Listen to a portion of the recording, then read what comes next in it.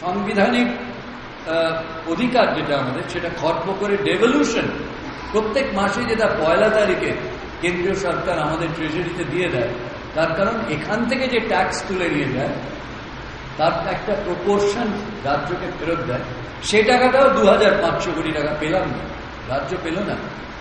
এবং শেষ পর্যন্ত স্টেট প্ল্যানের খাতে, রাজ্যের পরিকল্পনার খাতে যে বরাদ্দ ছিল কেউ চিন্তাই করতে পারে না, সেটা কেটে নিল।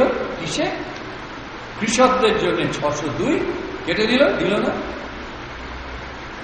ছোট মাঝারি বড় শহরের জন্য কেটে নিল 1070 কোটি।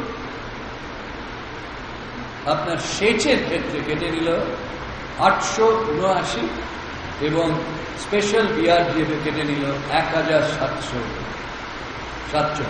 কিন্তু এটা লজ্জাস্কর, নিন্দনীয় যে কেন্দ্রীয় সরকার আমাদের এইভাবে 4টি ক্ষেত্রে আপনাকে এক একটা তথ্য বুঝিয়ে দিয়েছি কিভাবে পশ্চিমবঙ্গের মানুষকে, মামাটি মানুষকে তারা বিতাড়িত করেছে।